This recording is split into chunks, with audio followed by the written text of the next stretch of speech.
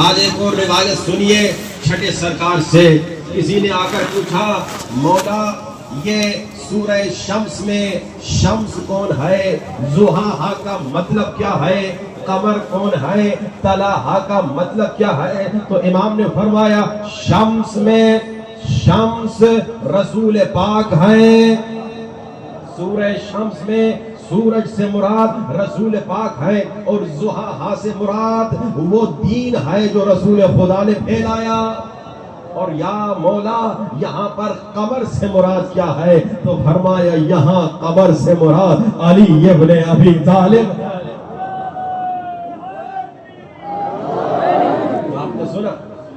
آپ نے سنا کہ سورج رسول پاک ہے, قمر مولا علی ہے. اور کل گفتگو کا آغاز ہو چکا ہے کہ ہمارا عقیدہ یہ ہے, ہم شیعوں کا عقیدہ یہ ہے کہ رسول خدا کے خلیفہ بلا فضل میرے مولا, میرے آقا, میرے سردار, میرے سرداج علی ولی اللہ ہے.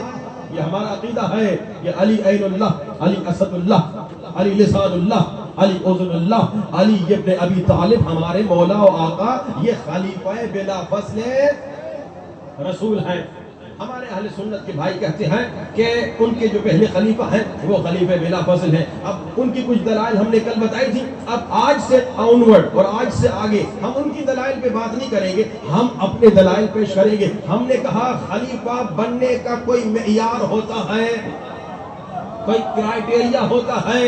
بھائی کرائیٹیریا کیا ہوتا ہے؟ ہم نے کہا عقل یہ کہتی ہے جب نبی سب سے افضل, جب نبی سب سے افضل تو نبی کی جگہ پر بھی اسے آنا چاہیے جو نبی کے بعد سب سے افضل. یہ ایک دلیل. دوسری دلیل ہم نے کیا کہا کہ بھائی جب نبی مدینۃ العلم ہے, علم کا شہر ہے, تو نبی کی جگہ پہ آنے والے کو بھائی کم سے کم باب العلم ہونا چاہیے. دوسری دلیل. تیسری دلیل ہم نے کیا کہا جب نبی معصوم تو پھر نبی کی جگہ پر آنے والا بھی معصوم ہونا چاہیے. رسول خدا کا زمانہ تھا, رسول خدا کی ایک زوجہ تھی, ان کے والد ان سے ملنے آئے تھے. جب ان کے والد ملنے آئے تھے بستر رسول پہ بیٹھنا چاہ رہے تھے, رسول کی زوجہ نے بستر کو ہٹا دیا, بستر کو کھینچ دیا, بستر کو موو کر دیا. اب باپ غصے میں آ گیا, کیا اسلام نے یہ سکھایا, کیا نبی نے یہ سکھایا؟ کہا اسلام نے تو باپ کا احترام سکھایا ہے, مگر بابا میری مجبوری ہے, یہ بستر ہے معصوم کا, آپ ہیں غیر معصوم. یہ بستر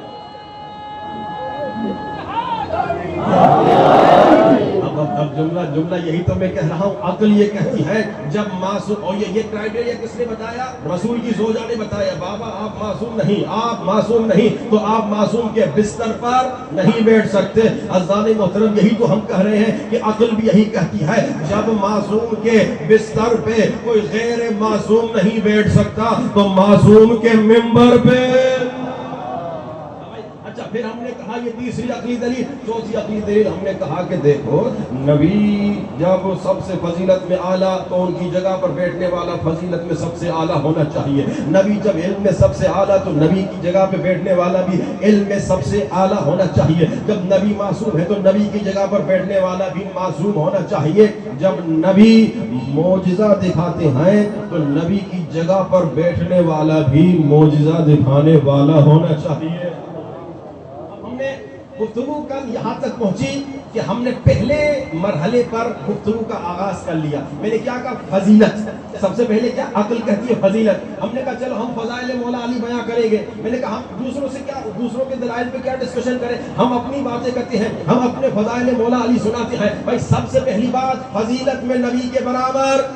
اور آپ نے کل سنا 5 فضیلتیں کل میں نے آپ کی خدمت میں سنائی. ایک فضیلت آپ نے سنا کہ رسول خدا نے فرمایا جب آدم نہ تھے تب میں بھی تھا, علی بھی تھے. یہ ایک فضیلت آپ نے سنی. دوسری فضیلت آپ نے سنا کہ اہل سنت کے عالم دین کہتے ہیں کہ علی کا کمال یہ ہے علی کسی اور کے گھر میں پیدا نہیں ہوئے, علی خود خدا کے گھر میں پیدا ہوئے. علی بیت اللہ میں پیدا ہوئے۔ تیسری فضیلت آپ نے سنا کہ مسلمانوں کے تینوں خلفاء نے روایت کی ہے، تیسرے نے دوسرے سے، دوسرے نے پہلے سے، اور پہلے نے رسول سے روایت کی ہے۔ کیا روایت کی ہے؟ روایت یہ کی ہے کہ اللہ نے علی کے چہرے کے نور سے فرشتوں کو حل کیا۔ جو فرشتے دعا کرتے ہیں، زیارت پڑھتے ہیں، تسبیح پڑھتے ہیں، اور اس کا ثواب کسے دیتے ہیں؟ علی کے محبوں کو۔ چوتھی فضیلت جو کل آپ نے سنا، میں ریمائنڈ کر رہا ہوں تاکہ آپ میرے ساتھ کنیکٹ ہو جائیں۔ چوتھی فضیلت ہم نے کیا فرمایا، کیا آپ کی خدمت میں پیش کی کہ اللہ کے رسول نے فرمایا جب میں معراج پہ گیا تھا، ہر فرشتہ جو مجھ سے پوچھتا تھا وہ علی علی کرتا تھا، ہر فرشتہ جو مجھ سے ملتا تھا وہ علی کا سوال کرتا تھا۔ اب ایک جملہ آج آپ کو ہدیہ کروں، یعنی گویا اللہ کے رسول نے بتا دیا مسلمانوں، صحابیوں سنو، علی علی کرنا بدعت نہیں ہے، فرشتوں کی سنت ہے۔ علی علی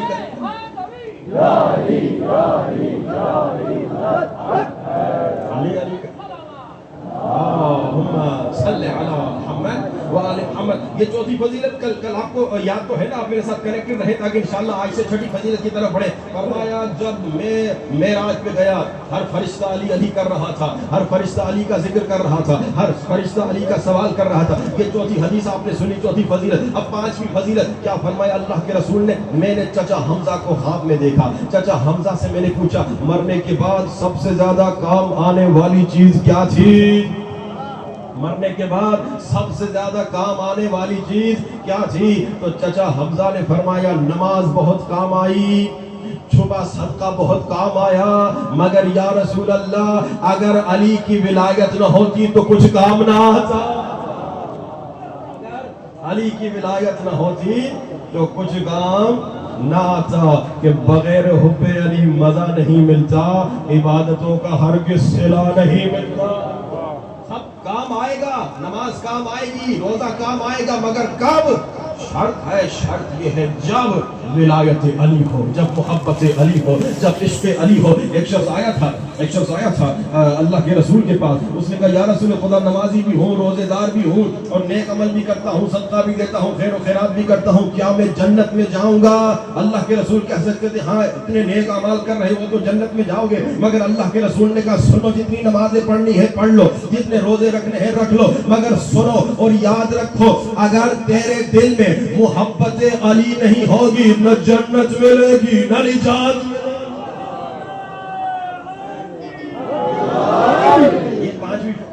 یہ پانچویں فضیلت یاد رکھیے گا، لیکن یہ واقعہ بھی سنتے جائیے، میرا دل کہتا ہے آپ کی پیاری سماعتوں کو۔ البتہ وہ جو پیچھے لوگ بیٹھے ہیں وہ میرے ساتھ ابھی تک کنیکٹ نہیں ہوئے، جب کنیکٹ ہو جاتا ہے مجمع تو پھر پڑھنے والے کو احساس ہو جاتا ہے۔ یہ سارے مومنین کنیکٹڈ رہے۔ کیا سنا آپ نے؟ اللہ کے رسول نے کیا کہا؟ چچا حمزہ نے کہا سب سے زیادہ نماز کام آئی، پھر چھپا صدقہ کام آیا، اور یا رسول خدا اگر علی کی ولایت و محبت نہ ہوتی تو کچھ کام نہ آتا۔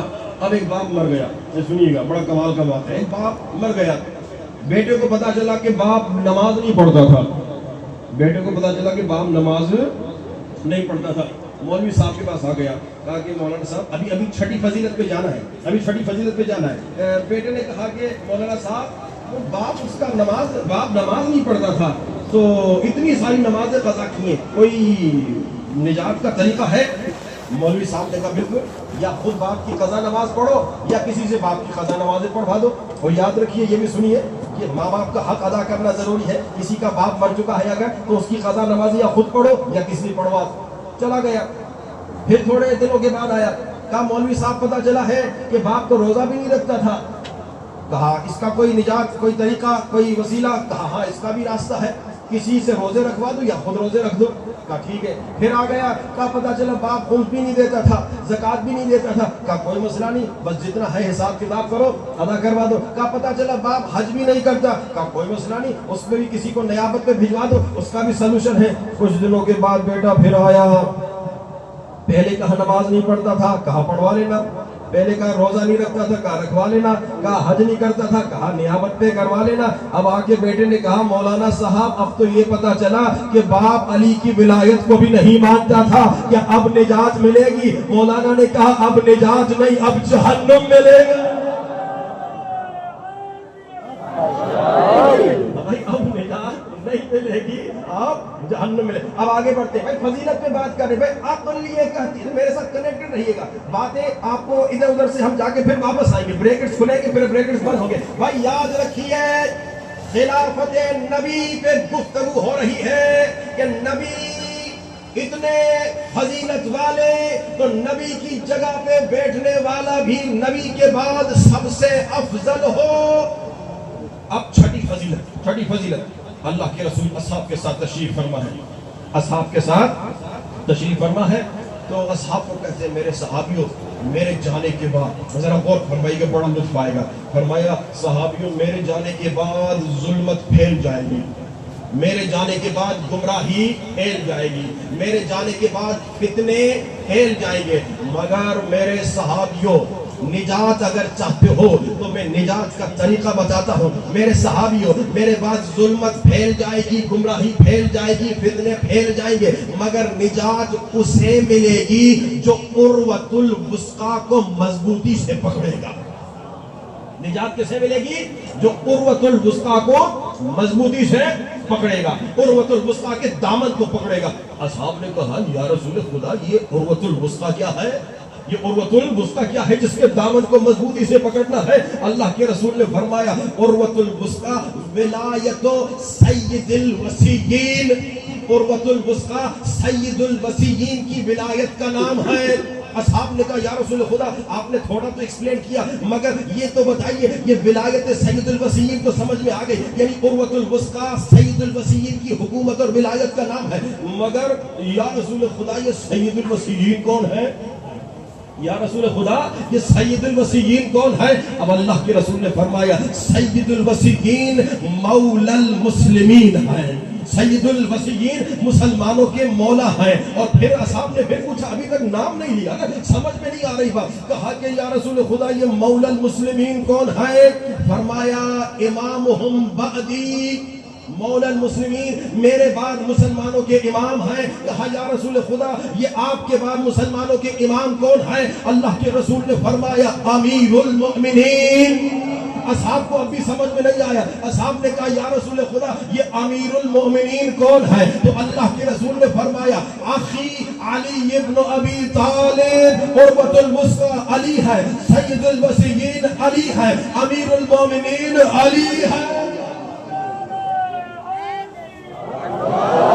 آپ سب کو سلامت رکھیے, میں نوٹ کر رہا ہوں 3 لوگ نعرے لگا رہے ہیں, باقی لوگ نعرے نہیں لگا رہے. اس میں اگر سیم آدمی نعرہ لگاتا رہے گا نا, لوگ سمجھے کہ مولانا صاحب نے پیمنٹ کی ہوئی ہے. ہاں بھائی یہ سیم آدمی نعرہ لگائے تو صحیح, لیکن وہ پیچھے والے بھی نعرہ ضرور لگائے. ایک نعرہ میں لگا تو نعرہ حیدری. یہ ہو گئی چھٹی فضیلت. ساتویں فضیلت, اور راوی کون ہے؟ راوی رسول کی بیوی, نام ہے عائشہ. رسول کی بیوی عائشہ کہتی ہے کوئی رسول کے پاس کھانا لے کر آیا, کوئی رسول کے پاس کھانا لے کر آیا. اب رسول خدا کے سامنے کھانا ہے. راویہ کون ہے؟ رسول کی بیوی. کیا کہتی ہے؟ کوئی رسول کے لیے کھانا لے کر آیا, رسول خدا کے سامنے کھانا موجود ہے. یہ 7ویں فضیلت آپ کی خدمت میں پیش کر رہا ہوں. رسول خدا نے کھانے کو دیکھا, ابھی کھایا نہیں.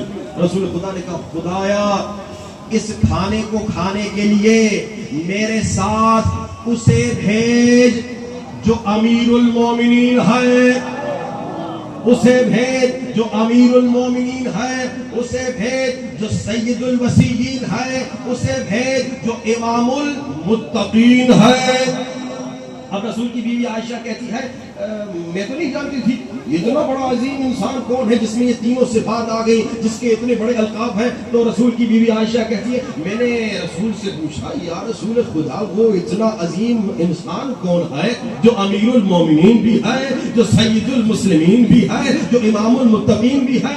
تو رسول کی بیوی کہتی ہے رسول چپ تھے, رسول نے جواب نہیں دیا. پھر کھانے کو دیکھا, پھر دعا کی خدایا اسے بھیج جو امیر المومنین ہے, جو سید المسلمین ہے, جو امام المتقین ہے. عائشہ کہتی ہے پھر میں نے کہا یا رسول خدا ذرا یہ تو بتائیے وہ اتنی بڑی ہستی کون ہے جو امیر المومنین بھی ہے, جو سید المسلمین بھی ہے, جو امام المتقین بھی ہے. عائشہ کہتی ہے رسول خدا نے کوئی جواب نہیں دیا, رسول نے کوئی جواب نہیں دیا. یہاں دروازے پہ دستک ہوئی, کہا دروازہ جو کھولا علی نظر آئے.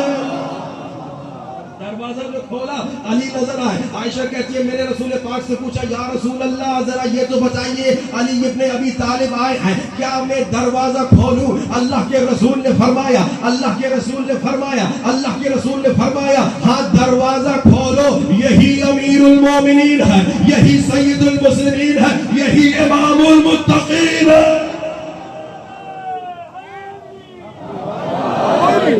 اس میں تو مجھے لگ رہا تھا کہ ادھر والے بھی نعرہ ماریں گے, ادھر والے بھی ماریں گے. شیعہ مجمع میں پڑھا جائے نعرہ رسالت, یکزباؤں کے نعرے حیدری. اچھا یہ بھی میں آپ کو بتاتا ہوں, دیکھیے یہ نعرہ لگانے میں شرمائیے گا نہیں, اور نعرے لگانے کا ثواب اور برکت اور اس کا فائدہ بھی سنیے. دیکھیے جب آپ کہتے ہیں نعرہ حیدری تو عوام کیا کہتی ہے؟ یا علی. اور اللہ کے رسول فرما کے گئے ذکر علی نے نبانا. جب آپ نعرہ لگاتے ہیں آپ سب سے عبادت کرواتے ہیں, ذرا سوچیں کتنا آپ کو ثواب ملے گا. لیکن ہم بھی کب خوش ہوں گے؟ جب آپ آن ٹائم نعرہ لگائیں گے. بھائی آن ٹائم نعرہ لگائیں گے تو ہمیں لگے گا کہ بھائی کنیکشن برقرار ہے. بلند ترین نعرہ حیدری.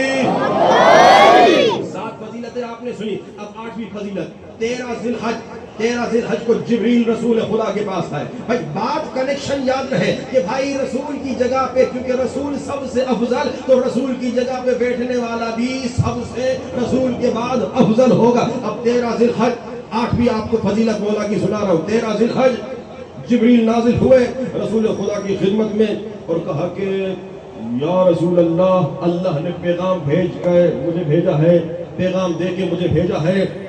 کیا پیغام؟ یا رسول خدا اللہ کہہ رہا ہے کہ میرے حبیب کو بتا دے, تاکہ میرا حبیب تمام مسلمانوں کو بتا دے. کیا بتائے؟ کہ اللہ نے علی ابن ابی طالب کو امیر المومنین بنایا ہے.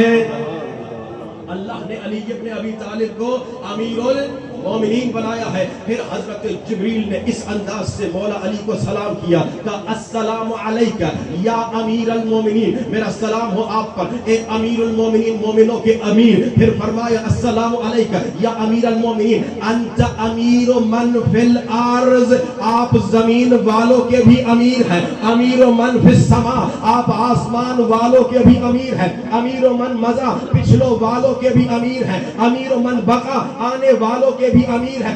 لا امیر قبلک, نہ آپ سے پہلے کوئی امیر تھا, ولا امیر بعدک, اور نہ ہی آپ کے بعد کوئی امیر ہو. اب دیکھیے, اب یہ امیر المومنین یا علی,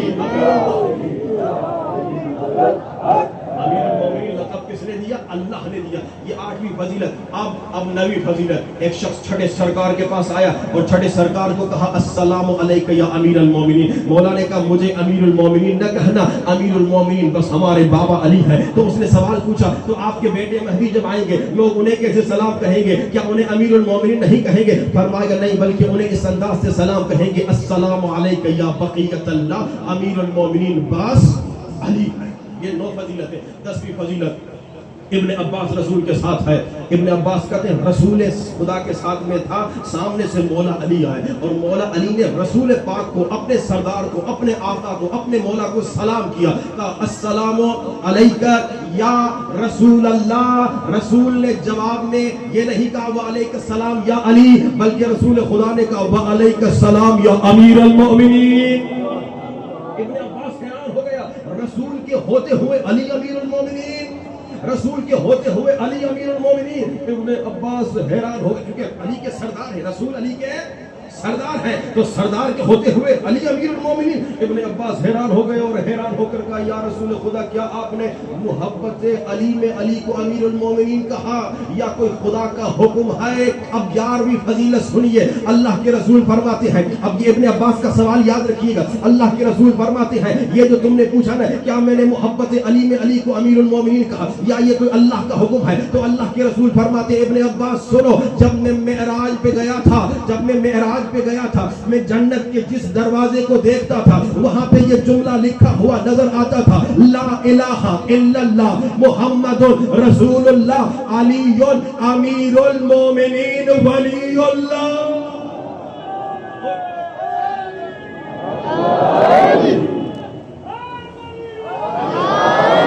اب 11ویں فضیلت آپ نے سنی یا علی، اب 12ویں فضیلت سنیے۔ اللہ کے رسول فرماتے ہیں ابن عباس جنت کے ہر دروازے پہ لکھا تھا علی امیر المومنین ولی اللہ۔ اور سنو ابن عباس، تم نے مجھ سے پوچھا کیا میں نے محبت و عشق علی میں اپنی طرف سے علی کو امیر المومنین کہا؟ نہیں ابن عباس، جب میں معراج پہ گیا تھا اللہ نے مجھے کہا اے حبیب مسلمانوں کو جا کر بتا میں خود خدا علی کو امیر المومنین کہہ رہا۔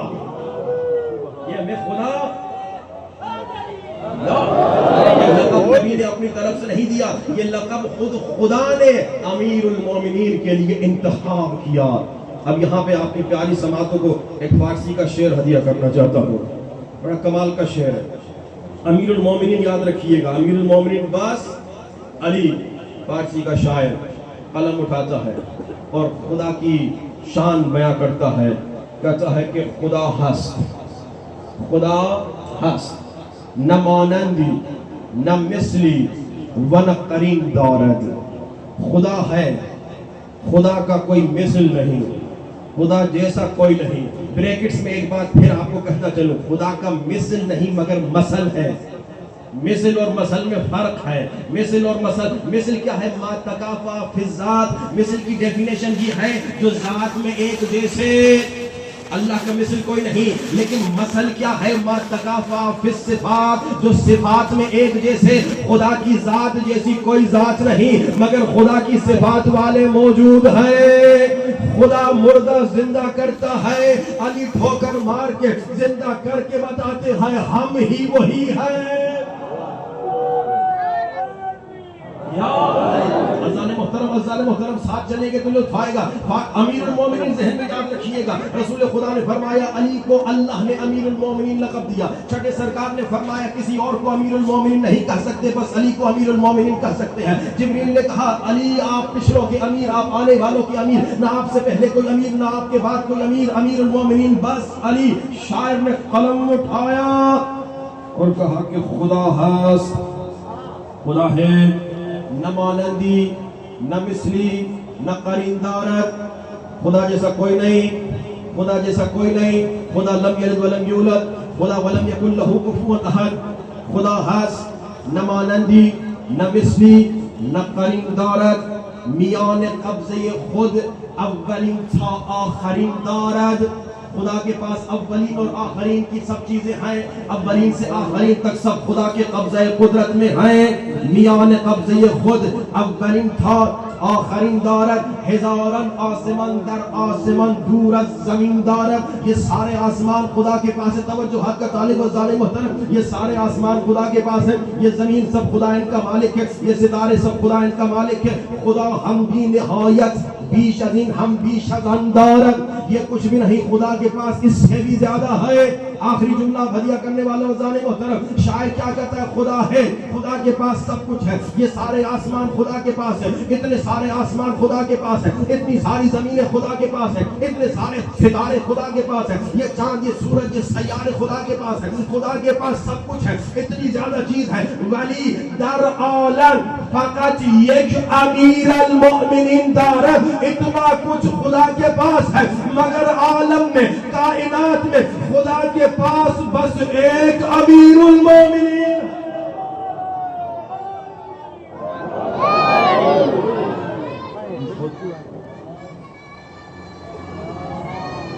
یا ماشاءاللہ ماشاءاللہ، اللہ بچے کو سلامت رکھے۔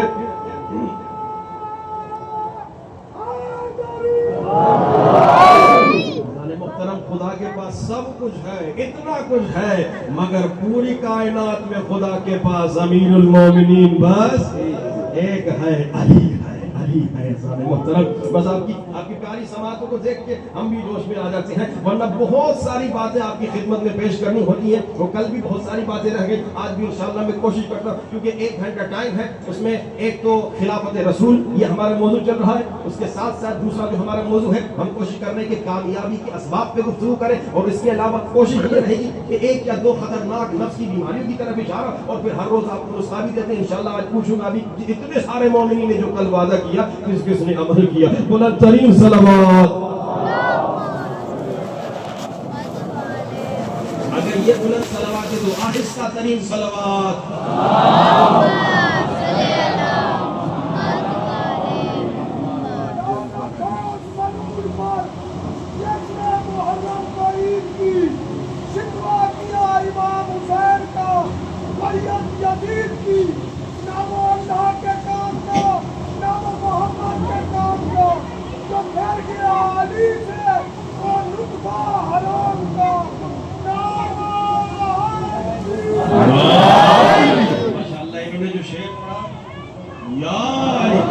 کے ساتھ ساتھ ایک تو روایتیں ذہن میں آئی، لیکن میں خود پہ کنٹرول کر رہا ہوں کیونکہ اصل موضوع کی طرف جانا ہے. ہم نے کیا کہا کہ ہر روز کوشش کریں گے کہ آپ کو ان اعتراضات کا بھی جواب دیں جو شیعت پہ اعتراض ہو. کہتے ہیں بھائی یہ عبداللہ ابن سبا نے شیعہ مذہب بنایا، یا کہتے ہیں کہ بھائی یہ شیعہ جو ماتم کرتے ہیں یہ بتاؤ روایت میں سنت میں کہاں سے ثابت ہو سکتا ہے، یا شیعہ جو تقیہ کرتے ہیں یہ منافقت ہے. یہ سارے اعتراضات ہیں شیعوں پہ. اب ہم ان سب کا جواب دیں گے، قرآن سے جواب دیں گے. یہ جو کہتے ہو نا کہ تقیہ نفاق ہے، قرآن تو کہہ رہا ہے تقیہ کرنے والا مومن ہے. ان تمام پہ انشاءاللہ گفتگو ہوگی. آج ایک کی طرف اشارہ کروں، اور وہ کیا کہتے ہیں کہ شیعہ مذہب کس نے بنایا ہے؟ عبداللہ ابن سبا. یہ بہت بڑی تہمت ہے، یہ جھوٹ ہے. سب سے پہلا سوال، اگر شیعہ مذہب عبداللہ ابن سبا نے بنایا ہے تو شیعہ تو بڑے وفادار ہیں. آپ تو دیکھتے ہیں آج کیوں جمع ہوئے عشق حسین میں، عشق مولا میں، اپنے آقا کے عشق میں، عزاداری میں جمع ہوئے. اگر عبداللہ ابن سبا ان کا لیڈر ہوتا تو ذرا دنیا میں کہیں دکھاؤ کہ کسی شیعہ نے عبداللہ ابن سبا کی عزاداری کی ہو. بھائی یہ بہت بڑی تہمت ہے. اگر عبداللہ ابن سبا لیڈر ہوتا شیعوں کا، بتاؤ بھائی شیعہ جو 13 رجب کو جشن مناتے ہیں، بھائی دنیا میں کہیں دکھا دو کسی شیعہ نے عبداللہ ابن سبا کا جشن منایا ہو. یہ بہت بڑی تہمت ہے، یہ بہت بڑی تہمت ہے. اچھا پھر ہمارے امام کیا فرماتے ہیں؟ ہمارے امام فرماتے ہیں عبداللہ ابن سبا، چوتھے سرکار، 5ویں سرکار، 6ٹھے سرکار سے روایت ہے. ہمارے تینوں امام کیا فرماتے ہیں؟ کہتے ہیں عبداللہ ابن سبا پہ لعنت ہو. کیوں؟ کیونکہ عبداللہ ابن سبا علی کو خدا سمجھتا تھا. عبداللہ ابن سبا شیعہ نہیں تھا، عبداللہ ابن سبا علی کو خدا سمجھتا تھا. ہمارے اماموں نے اس پہ لعنت کی ہے. عبداللہ ابن سبا خود کو نبی سمجھتا تھا، مولا علی کو خدا سمجھتا تھا. اچھا عبداللہ ابن سبا تھا کون؟ یہودی تھا، یمن کا تھا. اور مسلمان کب ہوا تھا؟ یہ مسلمان عثمان کے زمانے میں ہوا تھا، مسلمانوں کی تیسرے خلیفے کے زمانے میں یہ مسلمان ہوا تھا. اب تہمت کیا لگائی جاتی ہے کہ جناب عبداللہ ابن سبا نے شیعہ مذہب بنایا. بھائی یہ تو مسلمان عثمان کے زمانے میں ہوا تھا، اور شیعہ مذہب تو رسول کے زمانے سے تھا. اہل سنت کے ریفرنس تاریخ مدینہ دمشق، ہماری کتاب نہیں، اس میں لکھا ہوا ہے اللہ کے رسول نے فرمایا یا علی انت فی الجنہ وشیعتک فی الجنہ. رسول خدا مولا علی کو کہہ رہے یا علی آپ جنت میں اور آپ کی شیعہ بھی جنت میں. شیعہ رسول کے زمانے سے ہے، یہ بنا ہی مسلمان تیسری خلافت میں ہے، اور آپ کہہ رہے اس نے شیعہ مذہب کو شروع کیا. نہیں، یہ بہت بڑی تہمت ہے. شیعہ تو رسول کے زمانے سے ہے. تفسیر سالبی میں روایت ہے اللہ کی، یہ ہماری تفاسیر نہیں، اہل سنت کی تفاسیر ہے. تفسیر سالبی میں روایت ہے اللہ کے رسول نے کہ یا علی انت فی الجنہ وشیعتک فی الجنہ. یا علی آپ جنت میں، آپ کی شیعہ جنت میں. شیعہ رسول کے زمانے میں ہے، شیعہ رسول کے زمانے سے ہیں. اور یہ بڑی تہمت لگی کیوں؟ اس پہ انشاءاللہ کل گفتگو ہوگی. لیکن یہ سنیے کہ یہ جو اتنی بڑی تہمت شیعوں پہ لگائی جاتی ہے کہ شیعہ مذہب عبداللہ ابن سبا نے بنایا، یہ عبداللہ ابن سبا والی روایت گڑی کس نے جانتے ہیں؟ عبداللہ ابن سبا والی روایت آخر میں تمام اہل سنتی کتابوں میں جا کے ایک راوی کے پہنچتی ہے. اس راوی کا نام ہے سیف ابن عمر.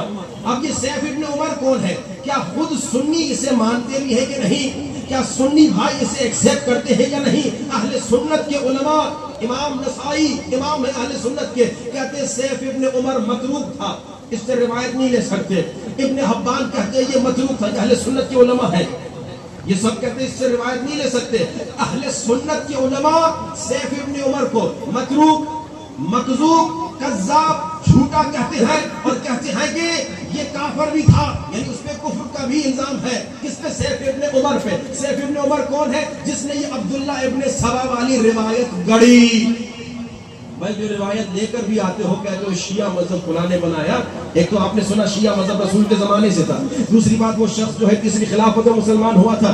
چوتھی بات تیسری بات یہ کہ خود ہمارے تمام ائمہ اطہار اس پہ لعنت کرتے ہیں اور اس سے بیزاری کرتے ہیں. اور اس کے علاوہ جو آپ نے سنا کہ بھائی اس راوی جس نے یہ روایت نقل کی ہے اہل سنت کی کتابوں میں سیف ابن عمر کو خود سنی نہیں مانتے.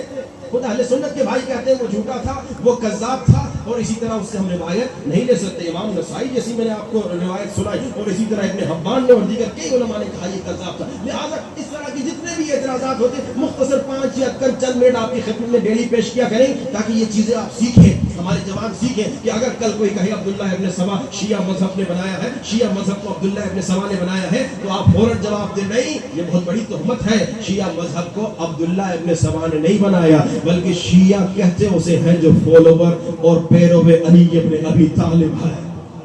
شیعہ کہتے اسے ہیں جو عاشق علی ہے. شیعہ کہتے اسے ہیں جو نوکر علی ہے, جو محب علی ہے, اور یہ محبان علی رسول کے زمانے سے تھے.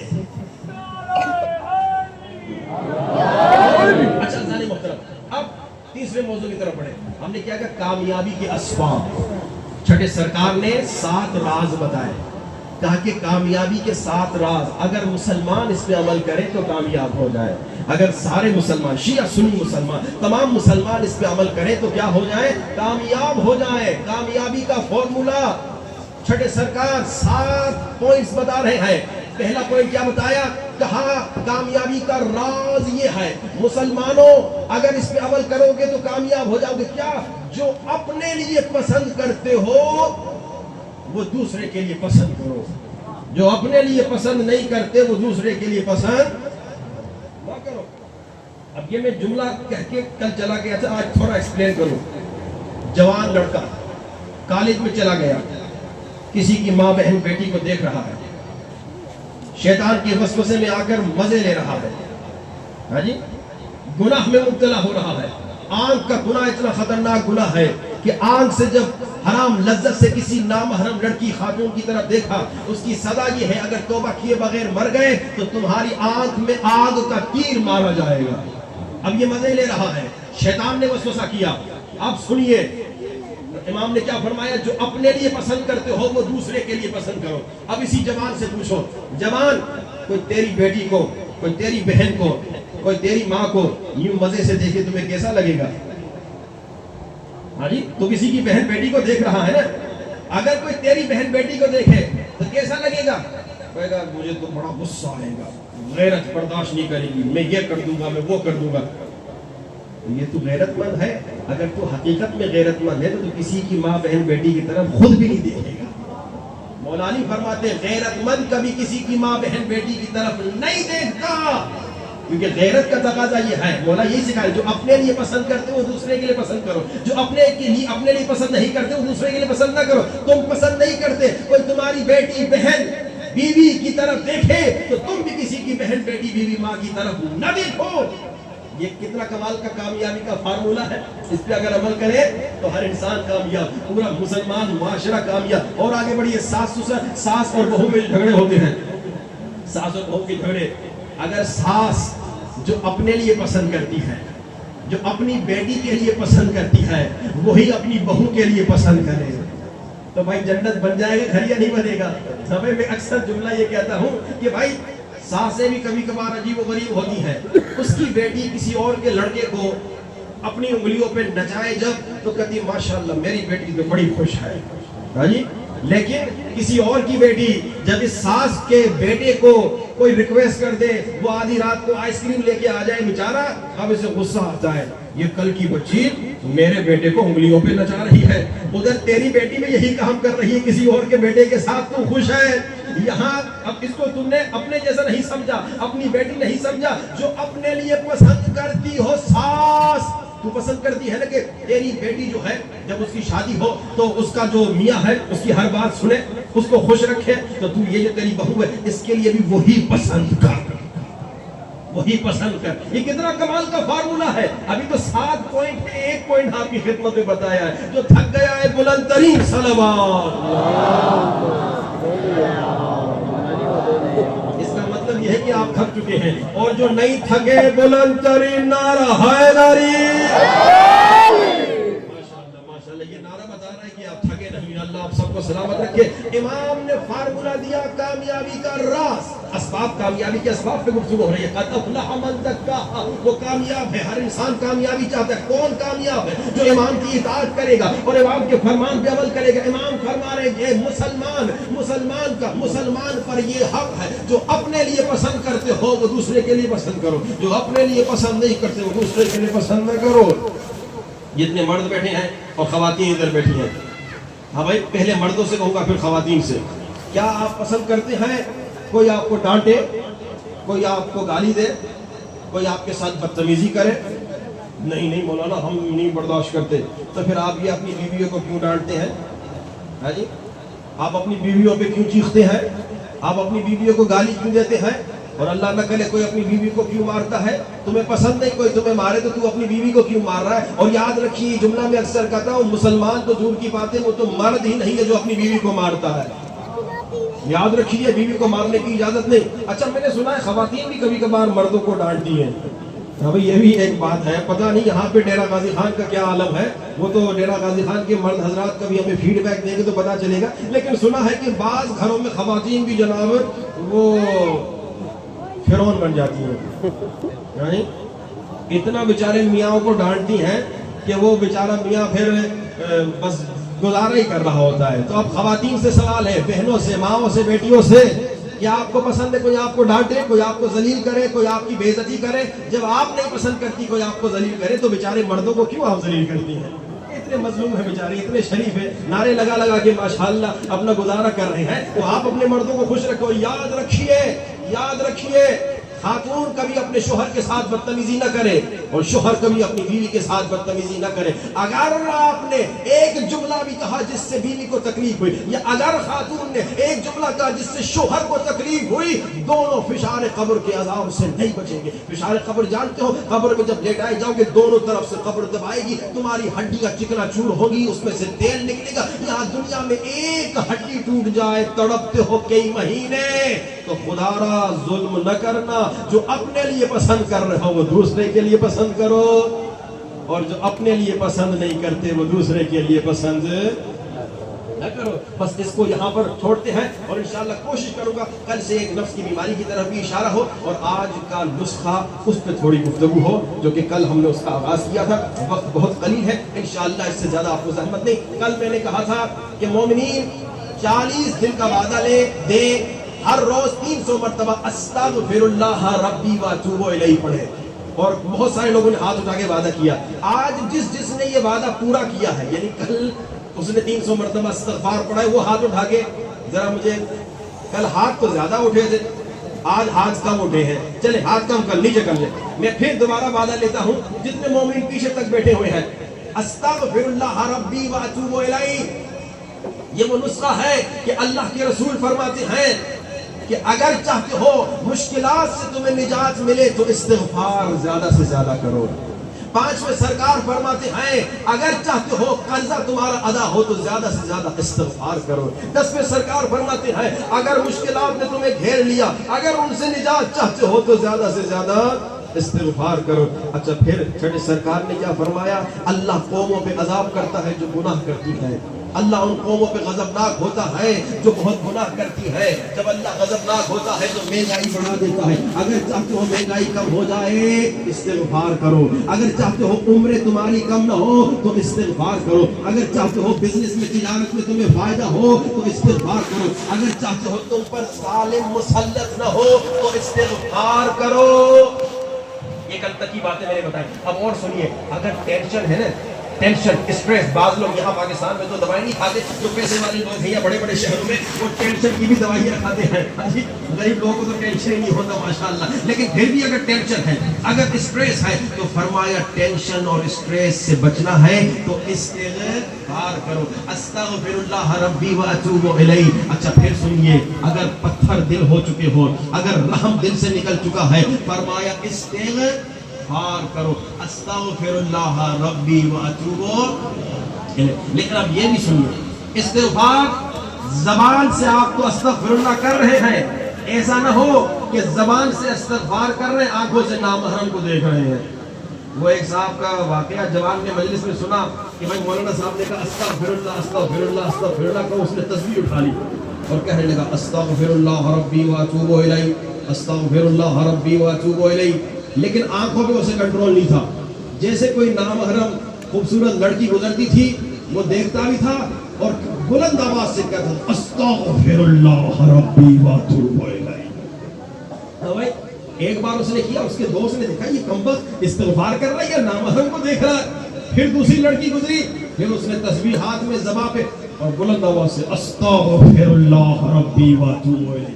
دوست نے کہا بھائی یہ ثواب نہیں کما رہا، یہ تو ٹیڑھا جا رہا ہے۔ اب کیا ہوا، تھوڑی دیر اس کا کوئی بزی ہو گیا کسی کام میں، ایک تیسری لڑکی گزری، اس کے دوست نے کہا تیسرا استغفر اللہ بھی کہہ دو، تیسری استغفر اللہ بھی گزر گئی۔ عزیزان محترم، استغفر اللہ جب زبان سے کہہ رہے ہو تو آنکھوں پہ کنٹرول ہو، یہ نہ ہو کہ بھائی کان میں وہ گانے لگائے ہوئے ہیں، گانے بھی سن رہے اور استغفر اللہ اور گانے کی دھن پہ استغفر اللہ پڑھ رہا ہے۔ نہیں، استغفر اللہ ربی واتوب الیہ جب پڑھو تو آنکھوں سے گناہ نہ ہو، زبان سے گالی نہ ہو، کان سے گانے نہ سنے، ہاتھ سے ظلم نہ ہو، پاؤں سے غلط کام نہ ہو، اعضائے نکاح سے غلط کام نہ ہو، شکم میں حرام نہ جائے۔ جب یہ استغفر اللہ کہو گے تو ایک ایک استغفر اللہ تمہیں مشکلات سے نجات دے گا۔ اب پورے مجمع سے پھر میں انشاءاللہ وعدہ لینا چاہتا ہوں آج پھر کہ ہر وہ مومن جو وعدہ کرتا ہے کہ 40 دن تک ہر روز 300 مرتبہ استغفر اللہ ربی واتوب الیہ پڑھے گا، وہ ہاتھ اٹھا کے وعدہ کرے، 40 دن کا وعدہ۔ وہ پیچھے والے مومنین، ہاں جی ماشاءاللہ، دیکھیے ابھی ہاتھ تو سب نے اٹھائے ہیں، کل میں پوچھوں گا تو اتنے ہاتھ کم سے کم اٹھنے چاہیے۔ بلند ترین نعرہ حیدری، ماشاءاللہ۔ یہ پردے کے پیچھے بھی لوگوں نے ہاتھ اٹھائے، ماشاءاللہ، اللہ انہیں سلامت رکھے۔ بس آئیے اب چلیں گریہ کی طرف۔ گریہ ان دنوں میں نہ کرے انسان، یا علی ماشاءاللہ۔ بیٹا نعرہ آن ٹائم لگایا کرنا ہے انشاءاللہ، ابھی رونے کا ٹائم ہے انشاءاللہ، تھوڑی دیر کے بعد نعرے لگائیں گے۔ عزیزان محترم، گریہ، یہ گریہ کا وقت ہے، گریہ کا زمانہ ہے۔ محرم میں بھی کوئی گریہ نہ کرے تو اس سے بڑا کم وقت کون ہو سکتا ہے؟ انسان خود کو کہے اگر آنسو نہ نکلے نا کہ میں نے کیا ظلم کیا ہے کہ اللہ نے مجھے حسین پر رونے سے محروم کر دیا۔ اللہ اکبر، اللہ اکبر۔ خدا آنکھوں سے آنسو جاری ہوں، آنکھوں سے آنسو جاری ہوں۔ کیا کہا کہ مومن کی نشانی یہ ہے کہ اس کے سامنے حسین کا نام لیا جائے وہ رونا شروع کر دیتا ہے۔ مومن کی نشانی ہے، لیکن جب انسان کا دل نرم ہو جائے تو سنو، حضرت آدم کو اللہ نے جب زمین پہ بھیجا نا، حضرت حوا کو الگ جگہ پہ بھیجا، آدم کو الگ جگہ پہ بھیجا، آدم حوا کو ڈھونڈتے ڈھونڈتے زمین پہ چل رہے تھے۔ حضرت آدم چلتے چلتے اما حوا کو ڈھونڈتے ڈھونڈتے ایک زمین پہ پہنچے جس کا نام کربلا ہے۔ نام نہیں دیا، ابھی کربلا میں کوئی زری نہیں، کربلا میں کوئی حرم نہیں۔ آدم کربلا سے گزر رہے تھے، آدم کی آنکھوں میں آنسو آ گئے،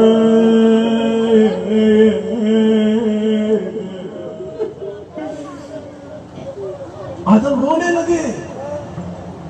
آدم نے کہا میرے اللہ، میرے مالک، میرے خالق، نہیں معلوم یہاں آتے ہی مجھے رونا کیوں آ رہا ہے؟ اللہ نے کہا یہ وہ زمین ہوگی جہاں تیری نسل میں سے آخری نبی کے نواسے کو کچھ ظالم پیاسا 3 دن کا پیاسا شہید کریں گے حسین۔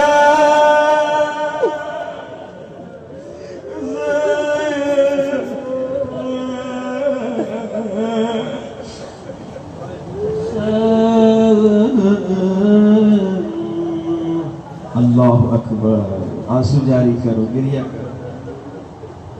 زکریا اللہ کے نبی, حضرت زکریا کو اللہ نے کچھ نام سکھائے.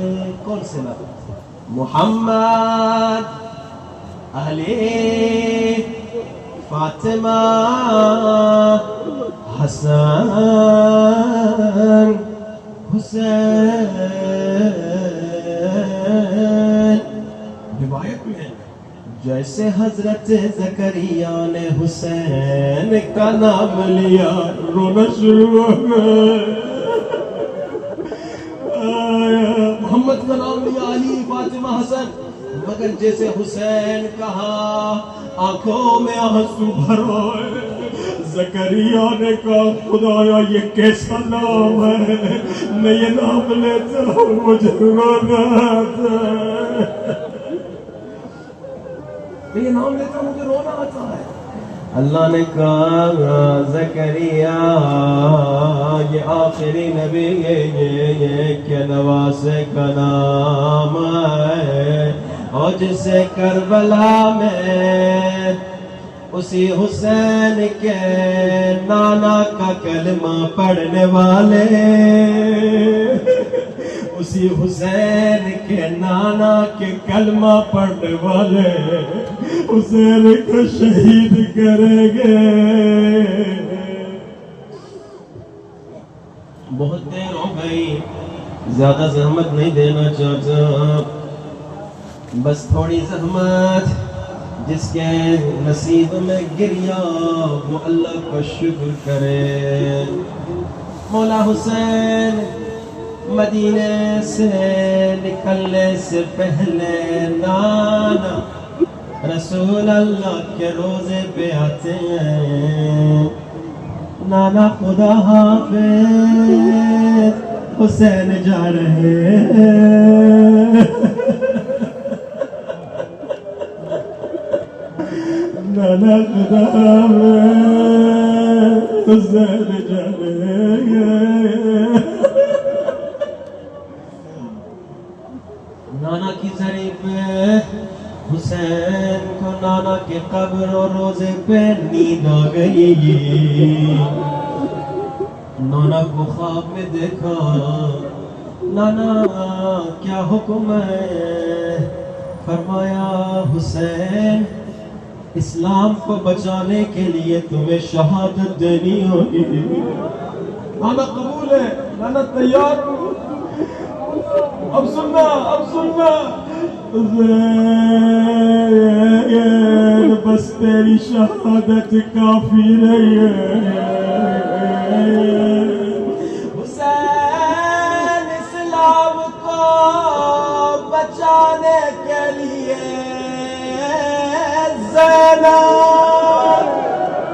زینب کو بازار ہر درباروں میں جانا ہوگا.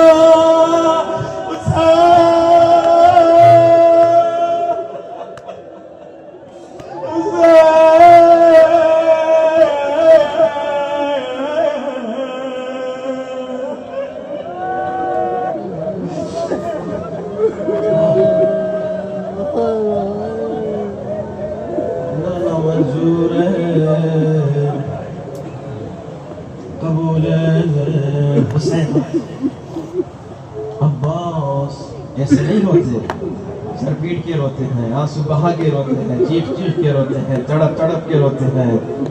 حسین آئے, عباس میرے بھائی لسٹ تیار کرو, فہرست بناؤ, ہمارے ساتھ کون کون کربلا چلے گا. عباس اپنا نام لکھو, اکبر کا نام لکھو, اصغر کا نام لکھو, بہن زینب کا نام لکھو, سکینہ کا نام لکھو, مگر صغرا کا نام لکھو.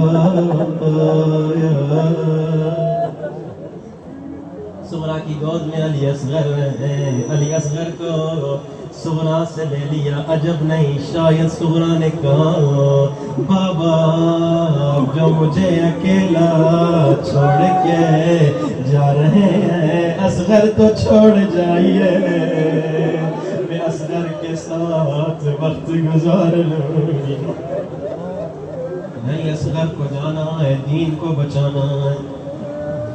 سغرا بی بی سغرا کی چارپائی دروازے پہ رکھ دی، ایک ایک بیویاں بی بی سغرا کے پاس آ رہی ہیں، چابیاں دے رہی ہیں، خدا حافظ کر رہی ہے، خدا حافظ خدا حافظ سغرا اگر زندہ رہے پھر ملیں گے۔ اب جملہ سننا، چیخیں بلند ہو جائیں گی اگر عشق سے سنو گے۔ عجب نہیں جب سکینہ خدا حافظ کرنے آئی، اور جب سکینہ نے کہا خدا حافظ سغرا اگر زندہ رہو گے واپس آؤ گے، اگر یہ منظر حسین نے دیکھا حسین کا دل پھٹ گیا اور سکینہ واپس نہیں آئے گی۔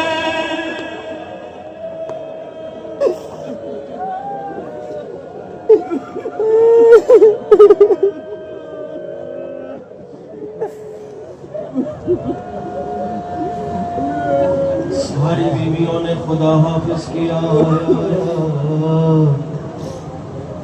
آخر میں میری آقا زادی سید زادی بی بی زینب آئی، خدا حافظ سغرا۔ بی بی سغرا نے کسی اور کو نہیں روکا تھا، مگر جیسے پھوپھی زینب آئی ننھے ہاتھوں سے پھوپھی کے ہاتھوں کو پکڑ لیا، پکڑ کے کہا پھوپھی اماں آپ بتائیں یا نہ بتائیں، مجھے پتہ چل گیا ہے بابا واپس نہیں آئیں گے۔ گڑ گڑ کے رونا، چیخ چیخ کے رونا، آپ بتائیں یا نہ بتائیں، مجھے پتہ چل گیا ہے او میرے بابا کا سر کٹنے والا۔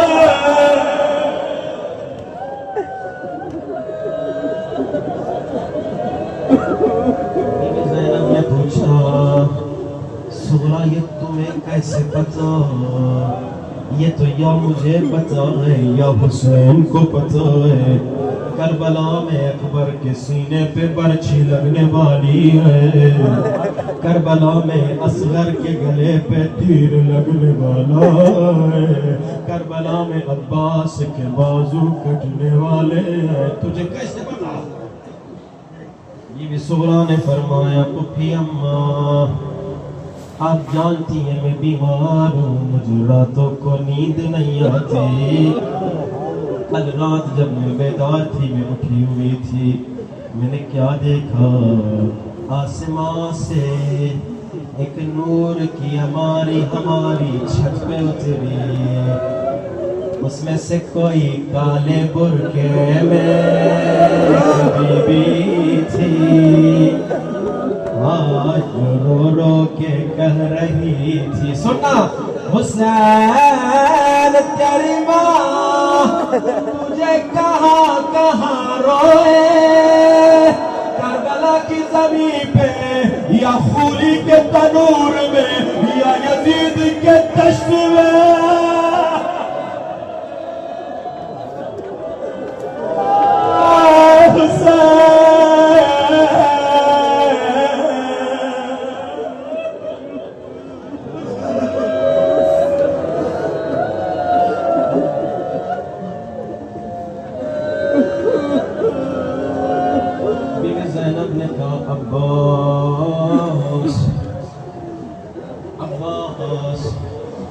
عباس حسین کا بلاؤ، میں سورہ کی سفارش کرتی ہوں۔ حسین میرے بھائی، اگر سورہ بیمار ہے میں سہارا بنوں گی۔ میں خیال کروں صبرا کو لے چلے گئے۔ حسین نے فرمایا زینب صبرا کو نہیں لے جا سکتے، یہ میری مجبوری ہے۔ اور حسین کی مجبوری سنو گے؟ مجبوری کا نام لایا زینب پریشان، میرے بھائی کیا مجبوری ہے؟ غیرت مند اب میں آہستہ پڑھوں گا، تم رونا، مجھے بھی رونے دینا۔ حسین کی کیا مجبوری ہے؟ زینب جتنے بچے ہمارے ساتھ کربلا جا رہے ہیں، کوئی نانا کی شبیہ ہے، کوئی بابا علی کی شبیہ ہے، کوئی بھائی حسن کی شبیہ ہے۔ زینب سننا غیرت مندو، زینب صغرا بیٹی، صغرا بیٹی اماں، صغرا بیٹی اماں زہرا کی شبیہ ہے۔ علم امامت سے میں جانتا ہوں میرے بعد تمہیں بازاروں میں اور درباروں میں پھرایا جائے گا۔ گھٹ گھٹ کے نہ رونا، چیز کے رونا۔ حسین کی مجبوری سنا، اور میری غیرت برداشت نہیں کرتی اماں کی شکل والی دربار۔ حسین کی غیرت برداشت نہیں کرتے اماں کی شکل والے بازار میں پھرائے جائے۔ دعا کی قبولیت کا وقت، ہاتھوں کو بلند کرو آخر تک کے مومنین، ہاتھوں کو سروں سے بلند۔ گھر میں کوئی بیمار ہے دعا کرنا، مشکل ہے دعا کرنا، مومنین دنیا بھر کے مومنین کے لیے دعا کرنا، اپنی دعائیں کرنا، ہاتھوں کو بلند، نہ شرماؤ۔ دعا کی قبولیت کا وقت ہے، اپنی دعائیں بعد میں کرنا۔ سب سے پہلی دعا یہ کرو، خدایا اسے بھیج دے جو جب آئے گا اس ظالم کے ہاتھوں کو توڑے گا، اور جس ظالم نے سکینہ کو، آج ظالم یہ 3 برس کی بچی ہے، اسے تماشا نہ مار۔ امام کے ظہور کی دعا کرو، امام جلدی آئے، اس ظالم سے انتقام لے جس ظالم نے سکینہ کو ایسا تماچا مارا۔ ہائے سکینہ کے چہرے پہ انگوٹھی کا نشان، ہائے انگوٹھی کا نشان، انگلیوں کا نشان، ہائے سکینہ۔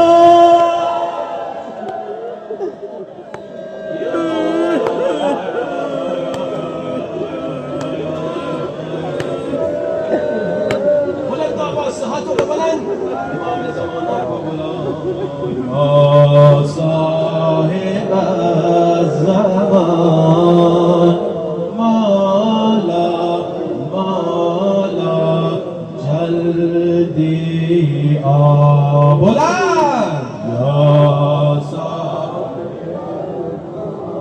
اتنا بڑا مجمع، سب مل کے بلند آواز سے مولا کو بلاؤ، یا صاحب الزمان، مولا جلدی آ، یا صاحب الزمان، مولا۔ خدایا تیرا شکریہ،